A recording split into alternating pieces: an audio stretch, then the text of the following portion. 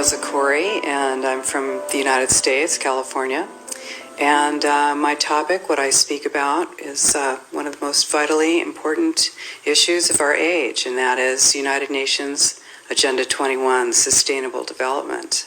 And as I'll be talking about tomorrow, it is the inventory and control plan.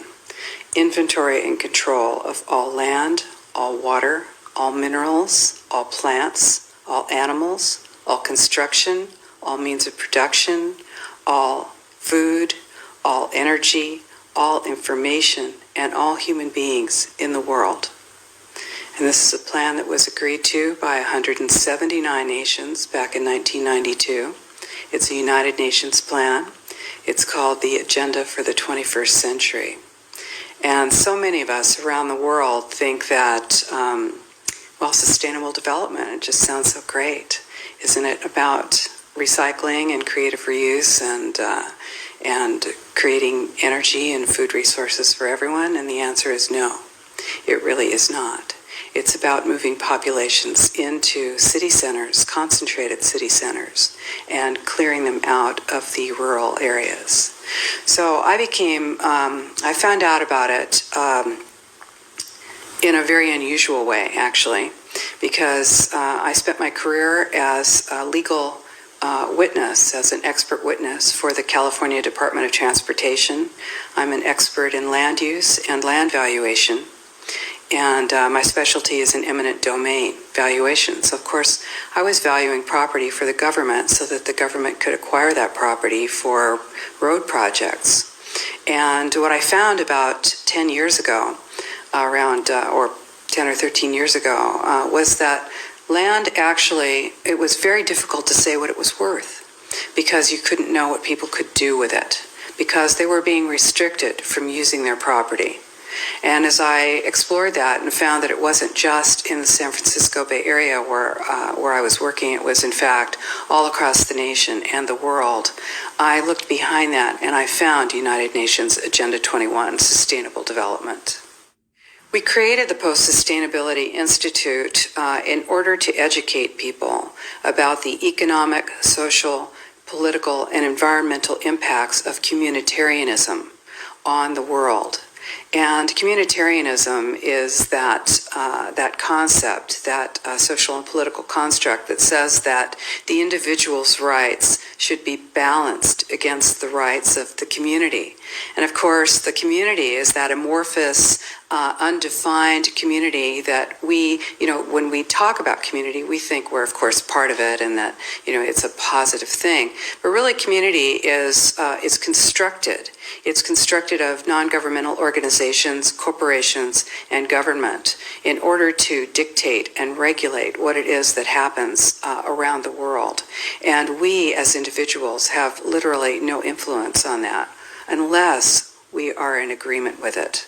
If you dissent against the community, against communitarian law or against communitarian social tactics, you're rejected and basically made an outcast.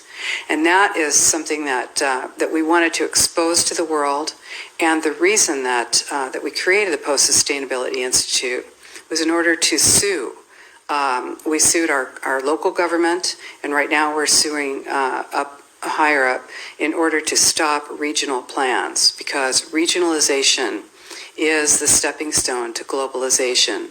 And globalization is the standardization of all systems. So that includes water, law enforcement, education, energy. All systems have to be brought into harmony in order to control them all. Because when systems don't meet, when they're out of balance or not in sync with one another, they can't be controlled centrally. And the goal of Agenda 21 is one world government and total control from a central unit. America, the United States of America, is really under attack right now.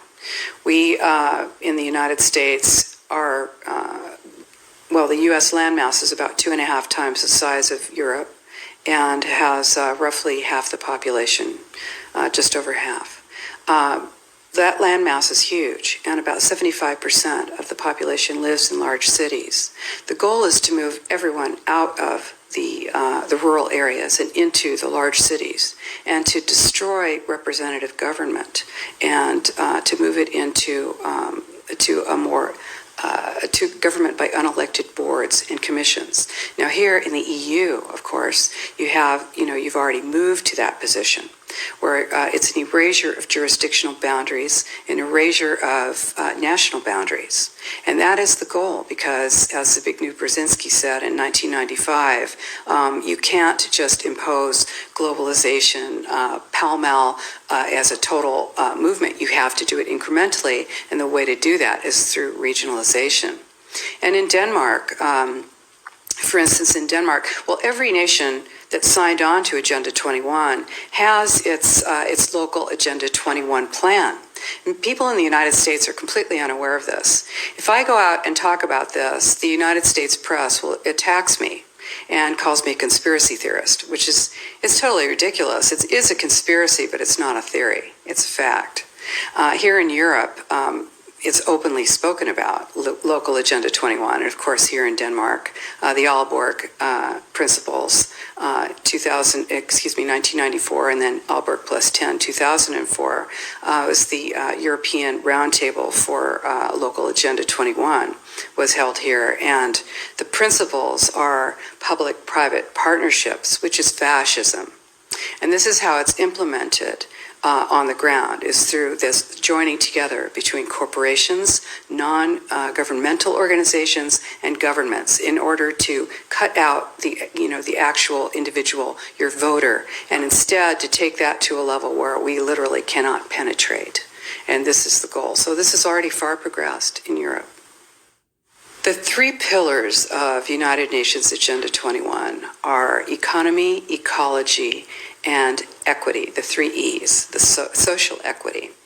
And everyone sort of thinks that they know what that means, the idea of social equity. It must mean that, well, everyone's going to have access to clean water and clean air, and no one's property is going to be used as a dumping ground because they are at a poverty level. But really what social equity is about impoverishing huge portions of the population and bringing down the developed nations. And while this sounds like, it sounds almost like in the United States, you'd call that a right-wing point of view, a conservative right-wing point of view. I personally am a liberal. The idea that that something this drastic, this radical would be happening worldwide without people knowing it. All you have to do is look at austerity measures, restrictions on transfers of wealth, additional restrictions on land use, ability, to produce, to use your energy, your water, your industry. All of this is happening in developed nations. So when you have your infrastructure attacked like that, it's going to have a tremendous impact on your ability to prosper, as well as the idea that that everything that we're looking at now is destined to collapse our economies.